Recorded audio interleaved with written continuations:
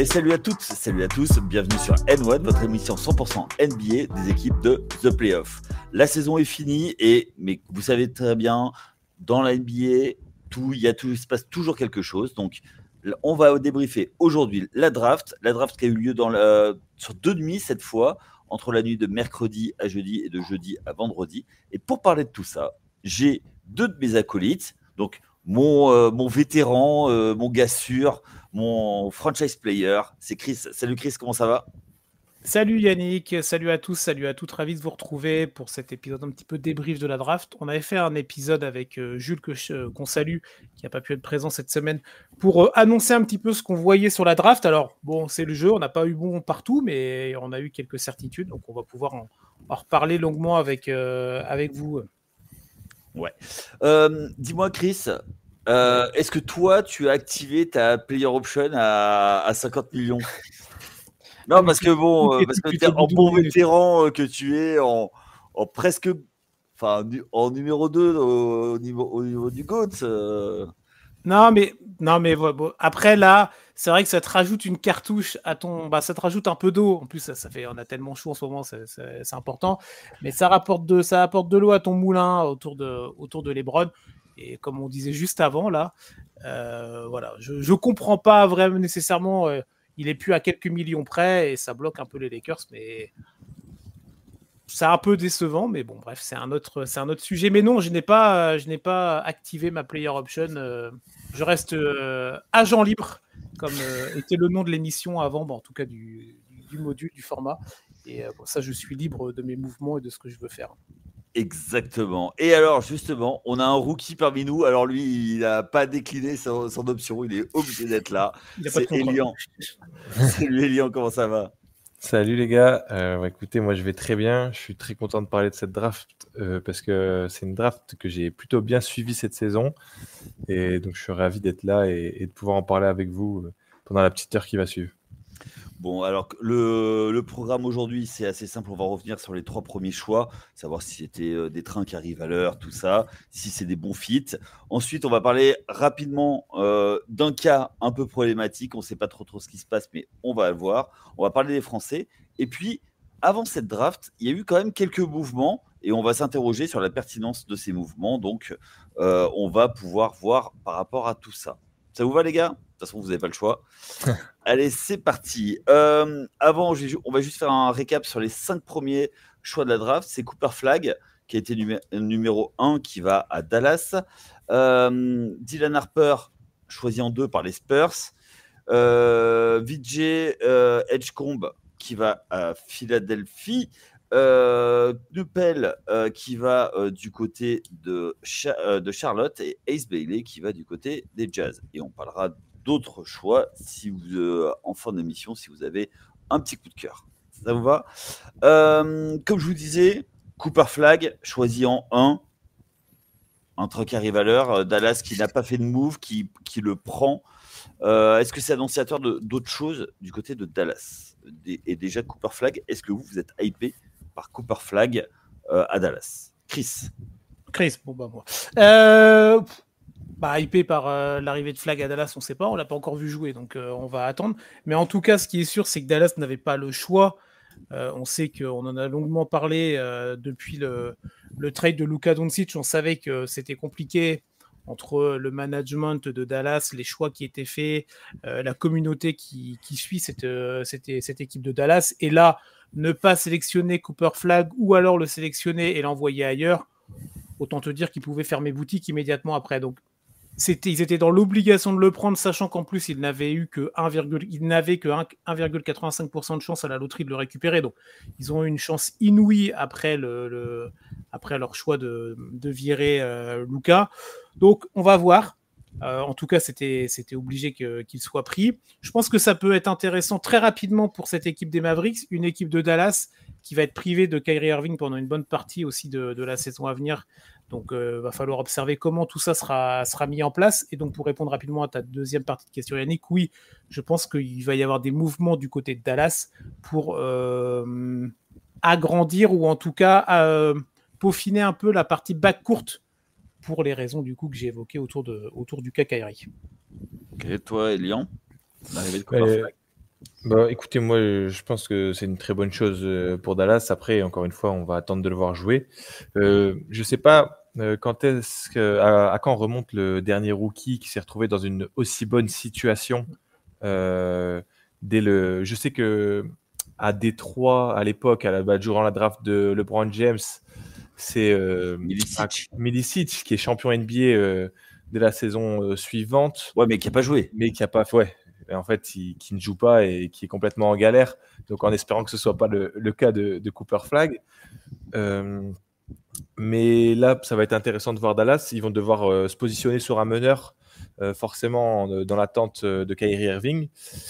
Mais l'effectif me paraît hyper complet. On va pouvoir juger ce move de Luka Doncic dès la saison prochaine. Et on va pouvoir juger Nico Harrison réellement, je pense, la saison prochaine. Qu'est-ce que va apporter Cooper Flag? En tout cas, il a l'air complètement NBA ready. J'ai hâte de voir ça et j'espère que ce sera un très bon joueur dès la saison prochaine. Est-ce qu'ils ont drafté au talent ou au besoin? Bah non, mais ils ont drafté à l'obligation de prendre Cooper Ouais. Flag. Tout le monde aurait pris Cooper Flag, ouais, c'est ça. C'est ça. Après, il a quand même montré de belles choses cette année en université. Alors, il n'a pas remporté la March Madness, machin, mais bon, bref, c'est pas grave. C'est pas ça qu'on va retenir, en tout cas, on espère, de sa jeune carrière, de son début de carrière. Il a quand même, nous, on en avait parlé régulièrement avec Jules pendant l'année 2025. Il a réalisé de très belles choses. C'est un excellent joueur. Alors après, moi, je ne vais pas tout de suite aller dire ça va être une future superstar, ça va être tout ce que vous voulez. Est-ce que ça va être un futur mec qui va être dans une All-NBA team ou qui va être All-Star, machin? On va tout de suite se calmer et observer et voir. Mais c'est vrai que je te rejoins complètement, Elian, sur le côté. Il arrive dans une équipe qui a besoin de renouveau, qui a besoin de reconstruire, mais qui part quand même avec des bases solides. Tu vois, il y a des joueurs confirmés, il y a des joueurs qui sont champions, il y a un effectif qui est quand même plutôt pléthorique, un bon coach. Donc ça peut très vite fitter et ça peut très vite apporter des bonnes choses et être gagnant-gagnant autant pour lui dans son développement de jeunes joueurs que pour la franchise qui a quand même des choses à se faire pardonner. Tu vois. Elian, toi qui as suivi pas mal le processus, toi tu le vois glisser sur le poste 3 pour laisser le poste 4 à Anthony Davis? Oui, moi je pense qu'il va vite être titulaire. En fait, je serais déçu qu'il ne soit pas titulaire et je serais déçu que par le fait qu'il arrive dans une équipe déjà forte, il n'ait pas les mêmes opportunités qu'un joueur qui arrive dans une équipe où tout est à construire. En fait, je sais que forcément, il va avoir moins de ballons que s'il était tombé à Utah, mais j'ai envie quand même que Kidd pousse sa progression, lui donne des responsabilités et fasse en sorte que dès la première saison, voilà, de temps en temps, il y a des systèmes pour lui, il y a des choses pour lui, malgré la présence d'Anthony Davis, de Klay Thompson ou de Kyrie Irving par la suite quand il reviendra. J'espère en tout cas que ça nuira pas à sa progression et qu'au contraire, il va vite, qu'il le montre vite, pardon, qu'il soit capable de s'illustrer dans une équipe de prétendants. Ouais, oui, rapidement, moi juste pour finir sur Flag, parce qu'on va pas faire 20 minutes dessus, mais c'est intéressant même pour l'avenir à moyen long terme, parce que je parlais des joueurs d'expérience, Davis, Kyrie Irving, ils n'ont pas encore 10 ans dans la NBA, tu vois. Donc avoir un mec normalement aussi fort qui va pouvoir très vite s'intégrer à cette équipe de Dallas, prendre de l'expérience de façon accrue et accélérée, et ben en fait pour le projet Mavs dans l'avenir, même si on sait que la NBA ça va très vite, je trouve que ça peut être intéressant. Ok. On enchaîne tout de suite avec le deuxième pick, j'en ai parlé, c'était un des joueurs qui avait le plus de cotes. C'est le fils d'un ancien joueur NBA, le frère d'un joueur NBA, c'est Dylan Harper. Vous les gars, comment vous voyez ce fit du côté de San Antonio? Je vois le sourire d'Elian, je te donne la parole tout de suite. Bah, déjà, je suis content parce que c'est un américano-philippin, donc ça refait un nouveau joueur d'origine des Philippines qui rejoint la ligue, et je trouve ça cool pour ce pays de basket. Ensuite, par rapport aux Spurs, je pense qu'ils ont bien fait de prendre Harper malgré un peu l'embouteillage qu'il y aura peut-être au poste sur le poste d'arrière. Pour moi, ils ont bien fait de le prendre parce que c'est clairement le deuxième meilleur joueur de cette draft. Quand on est dans le top 3, moi je trouve toujours ça mieux de drafter au talent. Je pense que si dans un monde où Cooper Flag n'existait pas, il serait numéro 1 tous les jours. Donc pour moi c'est une bonne chose. Et puis quand on est une équipe en reconstruction, en fait, je pense qu'il faut jamais drafter au besoin, mais vraiment drafter au talent et quitte à faire des transferts, quoi. Je me dis même si au final ils ont 3 arrières, bon ça va, quoi, ils peuvent tourner à 3 arrières, on va dire vraiment au-dessus du lot. Je pense que c'est possible de trouver une solution pour tourner à 3 et sans forcément même les mettre à 3 ensemble sur le terrain. Et c'est pas grave, si les 3 s'y retrouvent, les 3 ont leur temps de jeu. Et si on voit que Harper est un joueur qui explose totalement, bah c'est tout. Aaron Fox, on le fout dans un trade et merci pour les services rendus. Mais l'avenir, il est peut-être plus en Harper qu'en Fox, par exemple. Ouais, non, je trouve que c'est un très bon choix de la part d'Antonio. Globalement, les Spurs sont jamais de très mauvais choix dans la draft, historiquement. Là encore, je pense qu'ils ont pris le meilleur joueur après Flag, en tout cas celui qui pouvait leur apporter des choses. Le côté embouteillage, je l'entends, mais je pense que la franchise Spurs est assez intelligente pour trouver des solutions autour de tout ça. C'est un mec qui est grand, qui défend plutôt pas mal. Il va être quand même autour de De'Aaron Fox qui est un très bon meneur de ballon, qui a de l'expérience, qui a du vécu dans la NBA. Alors, il n'a jamais été très loin en carrière ou dans les playoffs et tout ça, mais c'est pas ce qu'on attend tout de suite de la part des Spurs, mais c'est un vétéran, un quasi-vétéran, on va dire ça. Et surtout, tu as Stephen Castle, qui était quand même rookie de l'année dernière. Alors bon, on est d'accord, on n'est pas d'accord, c'est un autre débat, mais en tout cas, il l'a été. Il a vraiment montré de très belles choses dans ce projet Spurs. Il a aussi montré de très belles choses Castle parce qu'on a eu une fin de saison où Victor Wembanyama n'était pas là, faut pas l'oublier. On verra quand est-ce que le Français reviendra, mais ça promet de très belles choses. Et en tout cas, de ce que j'ai pu lire et voir, ce jeune Dylan Harper là, il pourrait très vite prendre une bonne place dans cette écurie Spurs et tout de suite apporter des vraies choses, un vrai contenu à cette équipe-là, qui de toute façon est encore en projet de développement, mais dans un projet de développement accéléré, parce que tu as Victor Wembanyama et que tu ne peux pas attendre encore 5 ou 6 ans avant d'ambitionner de viser le mois de juin. Toi. Alors moi j'ai une question, parce que tous les deux vous dites, voilà, c'est une équipe en développement. Mais à partir de quand on va exiger d'eux de gagner? Parce que tu vois, ça va être l'année 3 Victor Wembanyama. Alors ok, il n'a pas fini la saison, mais il va peut-être falloir à un moment gagner. Tu vois, il y a eu un trade, bon, pas de bol. Fox se blesse, l'embolie de Wemby, mais c'est bien gentil de construire tout ça, mais il faut gagner. Donc, quand est-ce qu'on va dire aux Spurs, allez, let's go, maintenant, il faut gagner? Moi, je trouve que c'est une bonne question. Merci, ça m'arrive. Non, mais je trouve que c'est une bonne question parce que c'est vrai, on a le droit de se demander ça, mais je pense que ce ne sera pas l'année prochaine. Tu vois, c'est pas l'année prochaine déjà qu'on va les attendre. On va attendre une progression. Je pense qu'on va attendre minimum le play-in, mais on va pas attendre qu'il soit top 4 l'année prochaine. C'est pas l'année prochaine. Par contre, l'année d'après, la pression va commencer à arriver sur Victor Wembanyama et sur les Spurs, mais pas encore l'année prochaine. Même si on attend une progression et que le play-in me semble obligatoire tout de même. Voilà, d'accord, ok, on est d'accord. Ouais, même chose. Et pas 10e. Et en fait, et pas ric-rac. Ce serait bien de sentir une équipe qui commence à dominer, quoi, à dominer certains matchs, à gagner, voilà. Gagner les matchs qu'ils doivent gagner. Voilà, c'est ça, exactement. Après, il faut pas oublier, ça reste à l'Ouest. On sait que c'est toujours compliqué. Bon, après, c'est le jeu, c'est comme ça. Ils vont pas changer du jour au lendemain de conférence. Mais étape par étape, c'est sûr que là, l'année prochaine, oui, vraiment, attendons de voir quand est-ce que Wemby va revenir et dans quel état. Là, on sait qu'il a déclaré forfait pour la compétition avec l'équipe de France, mais ça paraît normal. Moi, j'attendrai de voir quand on fera les previews, tous ces trucs-là au mois de septembre-octobre, comment est Victor Wembanyama dans son retour, dans sa rééducation, non, mais dans son retour au basket, au parquet, tout ça.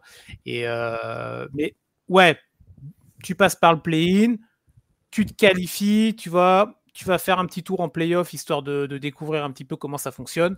Et allez, une fenêtre de 2-3 ans, ça peut être intéressant. Tu vois, je te dis pas que dans 3 ans, ils doivent être champions, mais une belle fenêtre de 2-3 ans pour vraiment montrer à Victor que tout est fait pour qu'il puisse aller loin en NBA et surtout avec les Spurs. Surtout que Wemby sur son contrat rookie, Castle pareil, maintenant Harper, ça veut dire que tu vois, tu as une fenêtre tu dois gagner assez rapidement quand même. Ouais, bah regarde, c'est ce qu'on disait, rappelle-toi, pour le Thunder, là, il y a quelques temps, ils ont enchaîné plein de jeunes joueurs, c'est le projet. Ils vont devoir faire des choix quand ils vont devoir signer certains joueurs ou pas. On en a parlé, c'est pas, voilà, on va pas faire le débat Thunder maintenant, mais voilà, quand tu es dans un projet jeune avec des jeunes de talent et un vrai potentiel, t'as pas des Victor Wembanyama tout le temps, mais autour de lui, tu as des mecs intéressants, bah, si ça fit bien, au bout d'un moment, ouais, faudra passer à la caisse, tu vois. Ouais, et côté Spurs, moi j'ai hâte de voir aussi le coach, parce que je vous mens pas qu'ils aiment rester entre Spurs entre guillemets, mais j'aurais aimé voir un coach un peu plus expérimenté débarquer et prendre la suite de Popovich, type Michael Malone. Ça m'aurait fait grave plaisir de le voir arriver aux Spurs. Je pense que de prendre l'assistant coach, j'ai oublié son nom, qui devient coach, qui est devenu coach des Spurs. Ouais. Je sais pas si c'est la meilleure idée en fait. Je pense qu'il y a un moment aussi pour passer un cap, il faut savoir aller prendre à l'extérieur et prendre un coach comme. T'étais pas dans la team Becky Hammond? Je pense qu'elle méritait une chance en NBA. Elle méritait une chance en NBA. Après, je sais pas si c'est aux Spurs, mais elle a fait énormément de saisons elle était dans le coaching staff. Dans le coaching staff des Spurs. Donc pourquoi pas avoir une chance au même titre qu'un homme. Ok. Vous avez d'autres choses à rajouter sur ce choix? On enchaîne? Non, vas-y, enchaîne. Hein. Allez. Edgecombe du côté de Philadelphie. On en pense quoi? Philadelphie qui était souvent dans les rumeurs de trade pour inclure ce tour de draft et échanger. Qu'est-ce que ça dit de Philadelphie de conserver ce pick?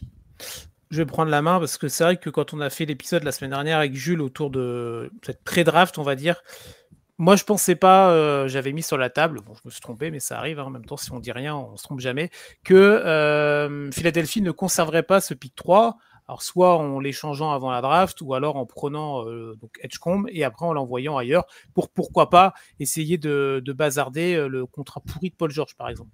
Je donne un nom au hasard. Bon, ils ont décidé de le conserver. Il n'y a pas de rumeur autour d'un potentiel départ, tout ça. Donc, on va voir. Finalement, je me dis que ça peut être intéressant sur le moyen terme pour cette équipe de Philadelphie. Déjà, c'est à l'Est, donc c'est déjà, on va dire, un peu plus simple, on va dire, pour le développement par rapport à ce qu'on disait pour San Antonio, par exemple, juste avant. Et c'est un mec qui a de vraies qualités athlétiques. Il a un talent défensif assez indéniable. Il semble être plutôt mature pour un rookie et je pense que dans le projet Sixers, il peut coller, mais pour moi, dans un projet Sixers, dans un deuxième temps. C'est-à-dire que tu vas continuer à te taper les boulets Joel Embiid et Paul George, mais si Edgecombe reste, là je vois loin, tu vois, et qu'en fait, t'arrêtes avec le fameux process là qui traîne depuis 15 ans et qui nous casse les pieds à tous parce que ça ne marche pas. Peut-être que là, dans un second temps, autour d'un Tyrese Maxey qui a explosé, autour d'un McCain aussi qui a montré des belles choses, bon, qui s'est blessé, mais qui en tout cas peut avoir un vrai potentiel, tu peux repartir sur un processus intéressant et peut-être que du coup, là, les 1-2 ans, j'en sais rien, où Edgecombe va apprendre et va se développer dans la ligue, ça peut être intéressant pour Philadelphie, mais sur le moyen terme. Donc, en tout cas, si c'est leur vision des choses, je la comprends. Mais en fait, là, ils vont continuer à se taper les deux clowns. Pardon, mais voilà. Donc, Clairement.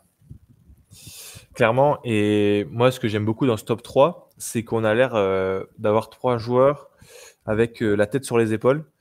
Edgecombe, réaction super touchante le soir de la draft. Donc, c'est un joueur des Bahamas. Donc, en fait, ce qui est intéressant, c'est qu'il a fait déjà les qualifs pour les JO contre l'Espagne avec les Bahamas.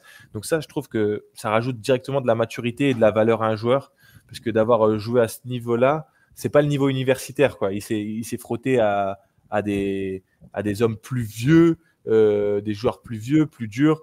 Le niveau FIBA, c'est différent. Donc, en fait, il a une capacité à s'adapter qui, à mon avis, est intéressante.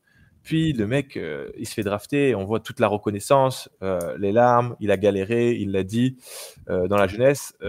On parlera d'un autre joueur qui avait l'air un peu moins reconnaissant un peu plus tard très vite, t'inquiète, il arrive. dans le podcast. Mais en tout cas, je trouve que c'est une bonne pioche et je rejoins totalement Chris. Je vois très bien le type de joueur qui met peut-être un petit peu de temps à exploser, mais il progresse d'année en année. Et puis, bim, dès qu'on commence à libérer des joueurs entre guillemets poison, là, d'un coup, il prend son élan et ça devient un très bon joueur. Et je pense que c'est un joueur de toute façon qui va se battre et qui va tout faire pour réussir, vu la mentalité du gars. Ok, ça marche. T'en parlais. Bon, c'est l'heure du procès. Sortez les couteaux. Il y a un joueur qui fait polémique ou qui pose question. C'est Ace Bailey. C'était le coéquipier de Dylan Harper du côté de Rogers. Et dès le début, il a esquivé pas mal d'équipes pour les workouts privés. Et quand il a été drafté par Utah, il a fait la tronche, pour pas dire autre chose.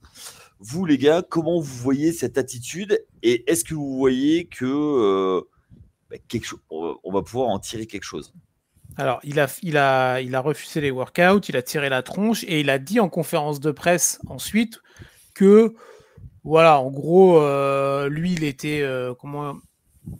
lui pouvait, en tout cas, tenir ce qu'il pouvait tenir dans sa vie, tu vois, dans ses choix, dans tout ça, mais qu'après, en gros, c'était pas lui qui allait choisir la franchise et que, en gros, il devait aller à Utah, mais que ça semblait pas le botter plus que ça. C'est très particulier comme attitude de refuser les workouts. En tout cas, il avait exprimé, on avait bien compris qu'il y avait que quelques franchises qui l'intéressaient. Il y avait 2 ou 3, je sais qu'il y avait Washington, il y avait Brooklyn, il y avait une 3e équipe, mais je ne l'ai plus, là peut-être que vous l'avez, mais qu'importe, en tout cas c'est aucune de ces 3 franchises. Moi je trouve, alors on verra si l'avenir donne raison au management de Utah, mais en fait je trouve ça couillu de leur part de dire non mais voilà, toi tu veux aller là-bas, mais en fait c'est pas comme ça que ça fonctionne la draft. Ouais. Nous on est la 5e équipe. Alors faut pas oublier que le Jazz c'était le pire bilan l'année dernière et qu'ils ont fait une D3, c'est-à-dire qu'ils ont fini 5e à la loterie. Donc là ils ont pris le meilleur joueur qui restait en fait derrière les 4 autres, en tout cas pour beaucoup. Non, tu viens dans notre franchise, tu vas bosser pour notre franchise, tu vas te développer pour notre franchise et on verra par la suite. La franchise doit être supérieure aux joueurs, quel qu'il soit, et encore plus pour quand tu es un rookie et que, pardon, mais tu n'as rien montré, en fait, tu vois. Tu as montré en université, mais tu n'as rien montré au niveau professionnel. Excuse-moi, mais il y avait pas mal de red flags. Vis-à-vis de quoi? Du joueur? Ouais, sur le joueur. Oui, mais après, s'ils l'ont drafté, c'est que eux, en tout cas, à Utah, ils considèrent qu'il a des qualités, qu'ils considèrent que ça peut marcher dans le projet Jazz. Après, le projet Jazz, y en a-t-il un? Ça, c'est une autre question. Mais s'ils le prennent, je veux dire, ils sont pas assez cons pour juste rentrer dans un côté, on va être plus con que toi. C'est-à-dire, toi, tu veux pas venir chez nous, mais comme c'est à nous de te choisir, et ben on va te choisir parce qu'on veut montrer qu'on est plus fort, qu'on a la main. Oui, mais parce qu'ils pensent, en tout cas j'espère, qu'il va leur apporter des choses. Et puis clairement, Ace Bailey, en fait, Utah, ils ont besoin d'un côté. Déjà aujourd'hui, je ne sais pas si vous avez vu passer un peu, mais il y a eu des nouvelles conférences de presse où il a carrément rattrapé le tir vis-à-vis d'Utah. Je pense qu'il s'est fait un peu attraper sûrement par ses managers ou par ses agents, mais qu'il fallait qu'il calme un peu le jeu. Et on l'a vu dire qu'il était content d'être là, etc. Voilà, enfin, on sait comment ça se passe.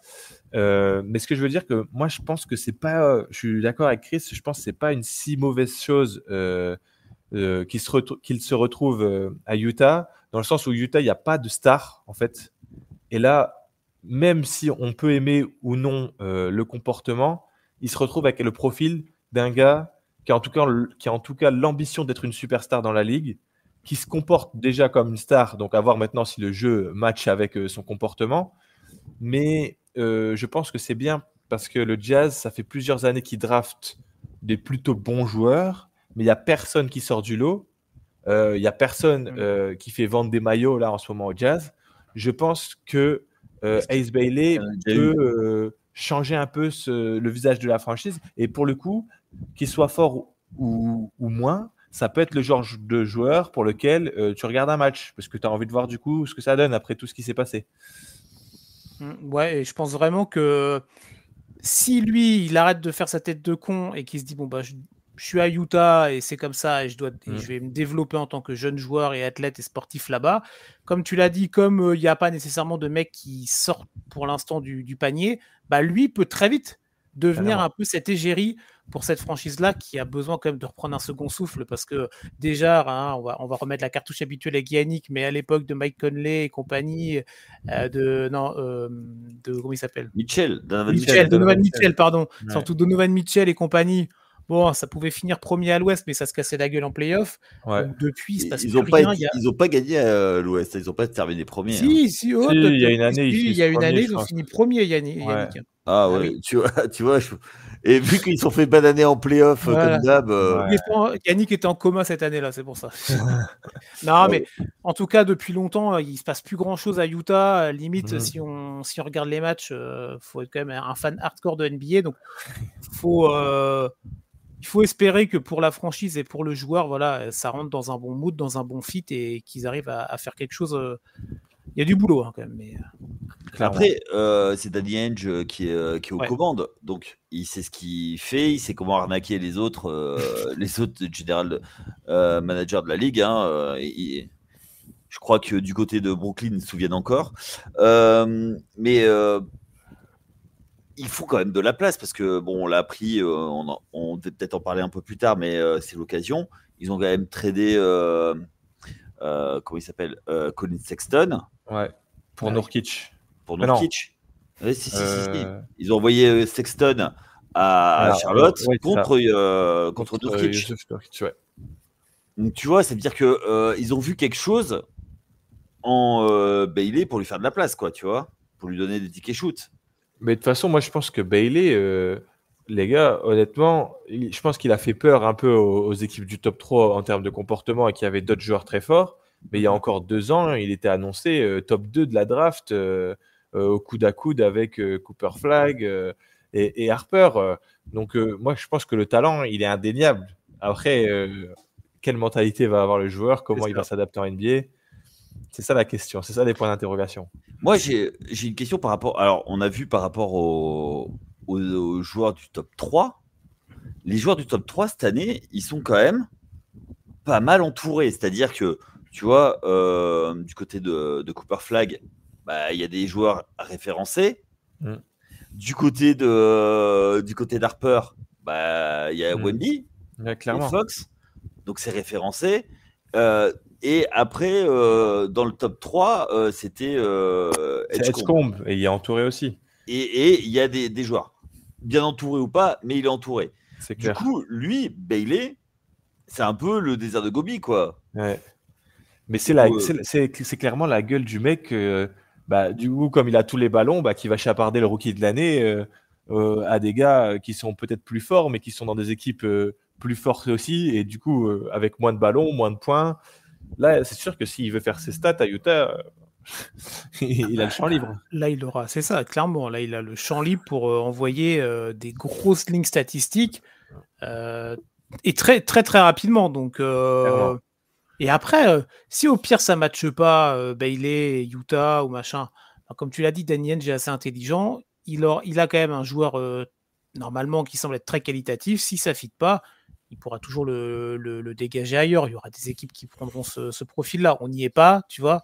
Mais alors attention, il y a un revers de la médaille parce que il y a quelque chose dont on parle rarement. Les workouts, quand ils prennent des joueurs en workout, c'est aussi pour avoir des infos sur le joueur. Tu vois ce que je veux dire? C'est-à-dire que ok pour le reprendre, mais aussi pour le scouter, pour jouer contre lui. Et si le gars, il n'a pas fait les workouts contre toi, tu l'as pas passé à la moulinette, tu vois, tu vas peut-être être plus, je sais pas comment dire, mais tu vois, Mais faire plus clairement, attention. Et mais c'est ça en clairement, fait. mais Utah, ils risquent rien en fait. Pour eux, enfin entre Bah, guillemets, tu ils te partent de rien. Tu te Donc, retrouves avec un joueur que tu vas avoir sous contrat pendant 4 ans, que personne voudra sur un trade et qui finira en Chine ouais, mais d'ici moi je 3 ans, quoi, comprends tu vois, que à la Modier, quoi. t'es le Jazz, je comprends que tu le tentes en fait. Parce que, Ok. ok, t'as une chance que ça fasse ça, mais t'as aussi une chance que ça devienne ton meilleur joueur hyper rapidement. Donc en clair. fait, t'es le Jazz, t'as rien. Donc autant tenter, je me dis. Ok. Non, mais ça se conçoit. Mais finalement, vous aviez dit que vous alliez sortir les couteaux sur Ace Bailey. Vous avez été plutôt sympa, quand Non, même. on n'a rien. C'est toi qui as dit dans ton intro que tu allais sortir les couteaux sur Ice Bailey. En fait, Bon, moi, ben, j'ai changé d'opinion un peu aujourd'hui, je vous avoue. ah, Je sortais d'accord. les couteaux jusqu'à aujourd'hui, et aujourd'hui, je me suis dit, est-ce qu'on n'est pas trop dur Le mec, en fait, il est peut-être arrogant, mais peut-être qu'il est Ouais, vraiment voilà. fort, peut-être Alors, qu'il a C'est un rien mec. montré encore, donc à Ouais, voir. et il faut pas oublier, c'est des mecs. Alors ils sont jeunes, machin. Voilà, c'est Ils ça. savent qu'ils ont du talent. Alors ouais, ils Ouais, sont entourés, machin, mais bon bah des fois il manque peut-être une ou deux cases parce que c'est ça. il alors, manque de maturité. Il a sorti un truc qui devait pas sortir. Je veux dire, on va pas le dézinguer parce qu'il a il a fait une déclat un peu discutable ou parce que il a pris position sur les équipes qu'il voulait choisir. Comme on va pas tout de suite dire que Edgecombe va être un All-Star, que machin va être un MVP et tout ça. Faut aller dans les Clairement. deux sens, tu vois. Faut tempérer dans les deux sens. Donc maintenant, on va les laisser travailler la Summer League et tout ce qui s'ensuit. Mais si par contre ça change pas de mentalité, ouais, là on pourra commencer, comme tu dis, en tout cas à aiguiser le couteau sur la lame. Tu vois. bon, eh ben, écoute, la prochaine fois, j'invoquerai Anna qui, dans les coulisses du podcast, elle, les Ah a oui. sortis, les couteaux. Donc Oui. voilà. Eh ben, et finalement, comme quoi, à Boston. Hein. Enfin bon, bref. Allez, on continue. On va faire un focus sur nos Français. Cette année, pas de numéro 1. C'est la première fois. On dit jamais 203, mais pas de premier choix. On a eu Essanguet qui est en 12. Ouais. À Chicago de mémoire. Béringuet, Joanne Béringuet. À c'est Minnesota en 17, 17, 18. 17. Ouais. Nolan Traoré, le pauvre, qui va du côté de Saint-Louis. Non, je suis pas d'accord. Bah, on en parlera, mais non, à Ouais, on Brooklyn va en pouvoir en 19. parler. Ouais. Ouais. Moi, Attends, je suis un peu excuse-moi. d'accord avec Aya, moi. Bon, Et en tant que fan des Knicks, je peux dire que ça. oui, mais Euh. voilà, toi ton argument c'est juste que c'est de l'autre côté Ouais. du pont, donc c'est pas un argument, donc on va écouter ce que dira Elian plutôt. Ouais. Ensuite, on a Noah Panda qui a été pris. La sensation de la saison NCAA, Maxime Reynaud. Et enfin, le Choletais, Mohamed Diawara. Yes. 6 Français pris sur cette draft, c'est historique. Pas de top pick, mais un lottery pick. Ouais. Vous, les gars, comment vous voyez cette draft? Alors, juste une petite chose, Nolan Traoré, qui pendant très longtemps était top 5 de cette draft. Ouais, mais qui descendait au fur et à mesure quand même. Ouais. Oui. Descendait quand même. Alors, 3 joueurs dans le. Alors, il y a 6 joueurs, certes, donc record. T'en as, alors on va faire un peu les difficiles, mais il n'y en a que 3. C'est dommage que t'aies pas. Toi, dans ce qu'on avait vu, nous, en tout cas, dans le podcast avant la draft avec Jules, ce qui ressortait, c'était un Maxime Reynaud qui était quasi assuré d'être au premier tour. Finalement, il est tombé quand même en 42 avec Sacramento. Bon, après, voilà, on verra bien. Mais il a pris un contrat garanti. Hein. Ouais. Contrat garanti, direct, pour 2 ans. Là. Cool. Ça, c'est cool. Parce qu'on sait qu'au deuxième tour, tu n'as pas nécessairement ça. Mm. Et Noah Penda qui frôle le premier tour, là, bon, qui passe en 32 avec Orlando. Mais bon, bref, au-delà de ça, moi, je trouve. Alors, tu vois, quand j'ai vu Noah Essenguet à Chicago, je dis, là, je me suis dit au début, le pauvre. Il tombe vraiment dans la franchise de merde, voilà. Allez, on est. Vas-y. Voilà. Allez, vas-y. Non, mais vraiment, la franchise de merde, on n'arrête pas de leur taper dessus dans tous les conseils de classe, dans tous les trucs avec Gianni toute l'année, le Sacramento Bulls ou le Chicago Kings, vous appelez ça comme vous voulez. Mais finalement, en réfléchissant, en lisant, en écoutant, on va voir. Je deviens pas dithyrambique, mais si Chicago décide enfin, ça, j'ai l'impression que ça fait 10 ans qu'on dit ça, de vraiment faire un rebuild autour de la jeunesse, tu vois, il pourrait gratter déjà du temps de jeu et surtout gratter des opportunités intéressantes, mais avec la condition que Chicago fasse les bons choix. Premier hic dans ce raisonnement-là, et je m'arrêterai sur Noah Sengue, c'est qu'ils ont gardé le même coach Billy Donovan. Donc déjà, ça met une bonne épine dans le pied. Ouais, c'est vrai que je comprends pas trop non plus les raisonnements de Chicago. Je pense que ça fait longtemps qu'ils auraient dû appuyer sur le bouton rouge et faire une vraie reconstruction plutôt que d'aller au play-in tous les ans. Je ne comprends pas trop non plus leur draft. Noah Sengue, ça a l'air d'être un très bon joueur, mais l'année d'avant, ils ont pris un joueur à peu près sur le même poste qui est Matas Bouzelis. Ouais. Donc en fait, je vois pas la direction dans laquelle ils vont. J'espère que Noah aura du temps de jeu et il va pouvoir se développer aux Bulls. Mais comme l'a dit Chris, en fait, on a l'impression que ils essayent de garder l'ancien en mettant un peu de nouveau, en faisant un mélange qui marche pas trop, sans jamais vraiment vouloir partir par la case reconstruction. C'est ça. Je sais pas, je suis dubitatif. Ouais, complètement. Et puis, c'est une équipe qui même dans ses trades, alors il y a un trade qui est paru avec Lonzo Ball, qui est tradé contre Okoro. Au moins, il récupère, comme je disais sur le groupe privé, au moins, là, Chicago récupère un joueur qui joue, tu vois. Oui. Ouais. Déjà, tu as un mec, tu lui donnes de l'argent, tu lui donnes un salaire, et là, au moins, lui, il va quand même t'apporter des choses sur le terrain, ce qu'il est censé faire, tu vois. Le contrat, c'est pour qu'il joue. Lonzo Ball jouait jamais. Bon, après, la valeur intrinsèque d'Okoro, c'est autre chose, mais au moins, normalement, ce mec-là va t'apporter du temps de jeu. Non, mais c'est un joueur top 10, hein. Oui, non, mais bon, après, voilà. Mais c'est un mec mid aujourd'hui. Et il va dans une équipe où le projet est mid moins. Ouais, c'est ça. C'est que du moyen. Le mot de Chicago, c'est moyen. Alors, toi, t'es sympa. Moi, j'aurais dit médiocre. Mais ouais, bon, médiocre. Ouais. Après, c'est play-in, mais bon, on attend mieux, quoi. D'une franchise mythique comme ça, on attend mieux. Ok. Les autres tours. Ouais. Enfin, les autres Français, Béringuet. Béringuet, cool pour lui la situation, je trouve. Franchement, pour le coup, lui, c'est très bien qu'il arrive dans une équipe déjà en place, vu comment il est jeune et qu'il a commencé le basket il n'y a pas si longtemps. Il va pouvoir très vite progresser sans être exposé. Il va être derrière Rudy Gobert, on imagine, si Rudy Gobert ne bouge pas d'ici là.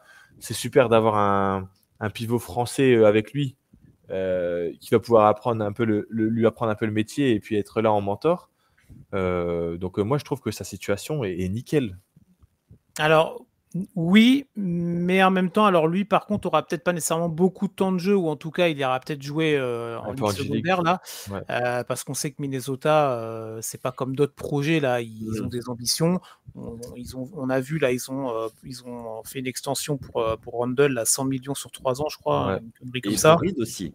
Sur Reed aussi. Donc on a entendu aussi que Rudy Gobert avait été dans les rumeurs de trade du côté de j'allais dire d'Utah, non ça c'était avant, non, du côté de Minnesota pour l'envoyer à Los Angeles. Oui, c'est ça. Donc on va voir, mais en tout cas si il peut se former autour de Rudy Gobert qui a des limitations, ça fait des années qu'on le dit, c'est comme ça, mais qui est quand même 3 ou 4 fois défenseur de l'année, qui va pouvoir apporter toute son expérience et tous ses acquis à notre jeune Français, qui est en plus lui, alors qui est un profil défensif extrêmement intéressant, et il va vite, il est agile, il est long, il est grand, et c'est un mec moderne, tu vois, autant, tu vois, les limitations qu'avait Rudy, lui il les a pas, donc ça peut très vite être un bon développement dans l'avenir pour Minnesota, mais ça reste encore un profil jeune. Ouais, il est dans une bonne franchise pour se développer, par contre, on ne va pas le voir avec 15 ou 20 minutes de temps de jeu tout de suite à Minnesota dès le mois d'octobre. Tu vois.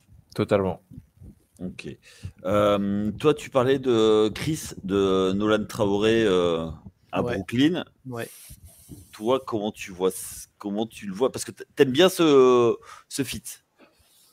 Ouais, alors Brooklyn avait 5 choix au premier tour. Ils ont drafté les 5 fois. Je crois que c'est la première fois dans l'histoire qu'il y a une franchise qui fait ça. Ouais. Alors, on peut parler des différents profils, ou en tout cas des profils parfois similaires qu'ont pu drafter cette équipe de Brooklyn dans cette draft-là. Mais je trouve que c'est intéressant pour lui. Il est dans une équipe où le coach Jordi Fernandez est un mec quand même qui connaît le côté internationalisation et les joueurs internationaux. Donc je pense que ça peut être une chance pour notre Français. Je te dis pas que c'est pour ça qu'il va être tout de suite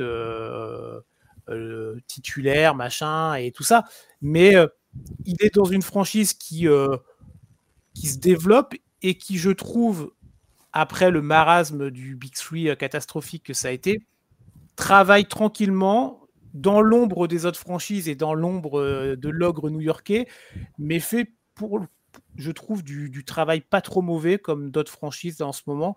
Et je pense que ça peut être un bon fit pour lui. Il va avoir de la concurrence, en particulier avec les joueurs qui ont été draftés aussi. Le meneur russe. Là. Et Gordenim, qui est pour moi, c'est un très bon choix et c'est un des mecs que je vous conseille de suivre. C'est un mec que moi j'avais flashé quand on en avait parlé avec Jules dans les podcasts pendant l'année. Donc il va avoir de la concurrence sur son poste.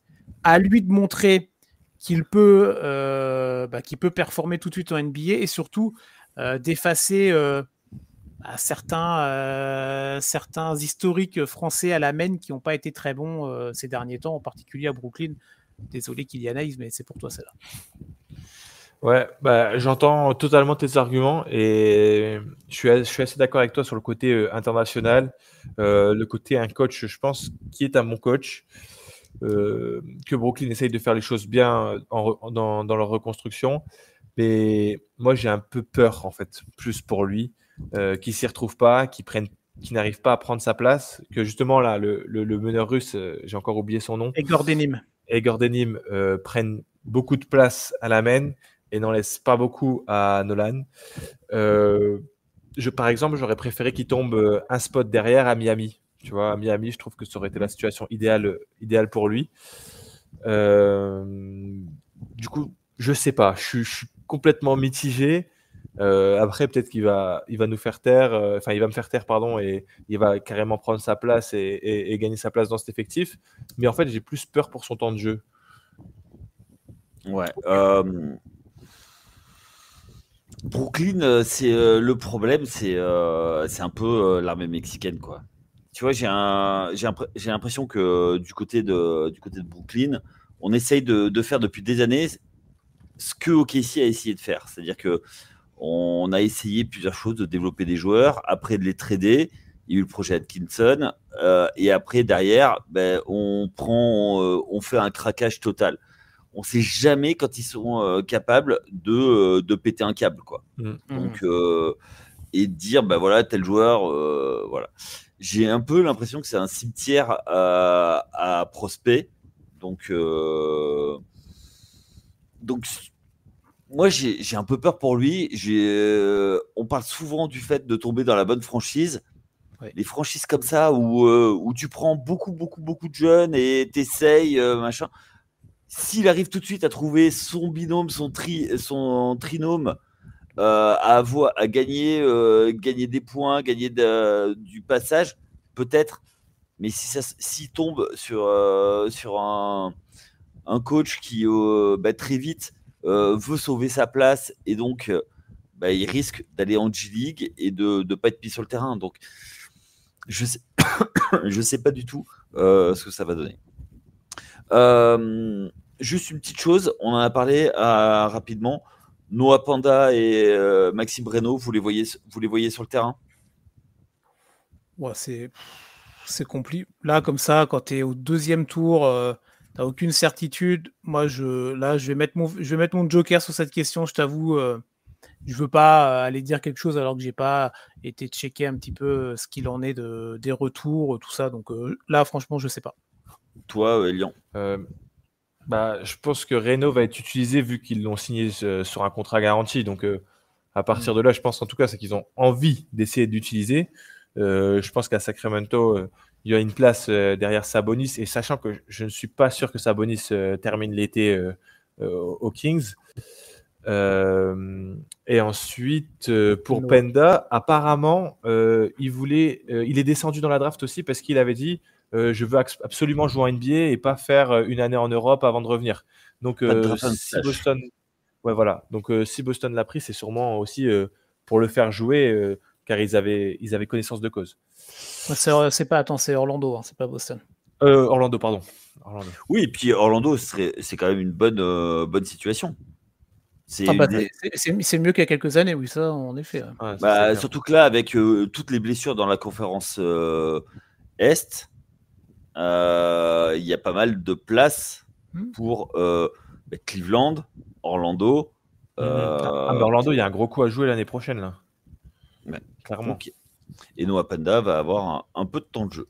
Ok, Diawara, lui, c'est un petit peu à part parce qu'avec 51e avec les Knicks, on sait qu'avec les rookies, c'est un peu compliqué. Messieurs, on va conclure. On voulait parler d'autres choses, mais le temps nous presse un petit peu. Juste, quel est votre pick préféré? Préféré. Alors non, moi c'est préféré dans le mauvais sens. C'est vraiment la connerie ultime. C'est les Pelicans. Absolument pas compris ce qu'ils ont fait, les moves d'avant où ils ont été récupérés. On va pas tout vous faire le truc, mais ils ont été récupérer un pick avec Atlanta, donc en 13, mais ils ont échangé un pick pour l'année prochaine, la draft 2026, entre le meilleur choix entre les Pelicans et Milwaukee. Bon, donc potentiellement un très bon pick pour Atlanta la saison prochaine. Et donc ils ont été récupérés en 13 Derrick Quinn. Rien contre le joueur qui a montré de belles choses et qui peut apporter des choses, mais qui va déjà tomber dans une franchise. Tu parlais, Yannick, de tomber dans la bonne franchise. Je crois qu'il y a difficilement pire que les Pelicans. Et qui, en plus, va un petit peu se marcher dessus avec Zion Williamson, si Zion Williamson, déjà, reste aux Pelicans. Et donc, s'il reste aux Pelicans, il joue. Ça fait beaucoup de conditionnels, vous m'avouerez. Donc, je ne comprends pas où vont les Pelicans. Atlanta doit se frotter les mains et a bien dû rigoler quand ils les ont pigeonnés, là. Tu as l'impression que c'était un peu le dîner de con et que New Orleans arrivait mercredi à table et qu'ils ne savaient pas pourquoi ils étaient invités. Ok. Toi, Elian? Ouais, on en a parlé en off, mais c'est Yang Hansen, le pivot sélectionné en 16 par Portland.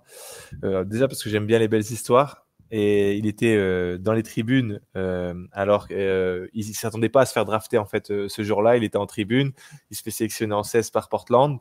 Je trouve ça cool pour un pivot chinois.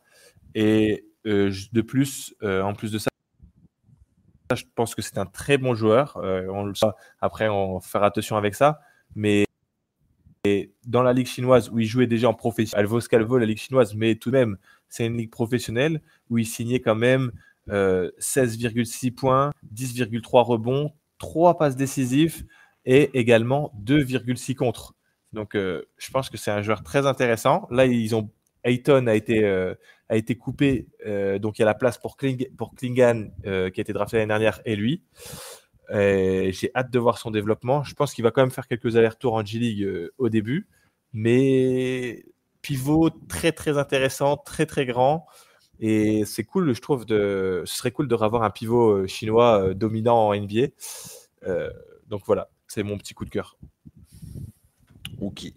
C'est ainsi qu'on va conclure. Restez à l'antenne parce que, à l'antenne, il y a beaucoup de choses qui vont arriver. Il y a la WNBA, bien sûr, toutes les semaines. N'hésitez pas à suivre. Il y a la NFL, allez-y, la NFL et le football américain en général. Le baseball, donc n'hésitez pas à suivre ce magnifique sport. On arrive bientôt au All-Star Game, donc ça va être à suivre. Et surtout, on se retrouve la semaine prochaine parce qu'il va se passer beaucoup de choses en NBA encore. On va pas vous parler de Summer League, rassurez-vous. Faut pas déconner non plus.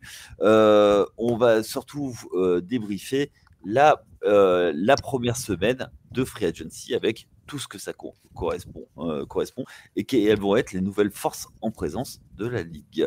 Messieurs, Elian, Chris, merci de votre présence, d'être venus. Et à tous et à toutes, on vous remercie de nous avoir écoutés jusque-là. On vous souhaite une bonne journée si vous nous écoutez en journée, une bonne soirée si vous nous écoutez en soirée. Et à très vite sur les antennes de TPO. À très vite. Ciao. Salut.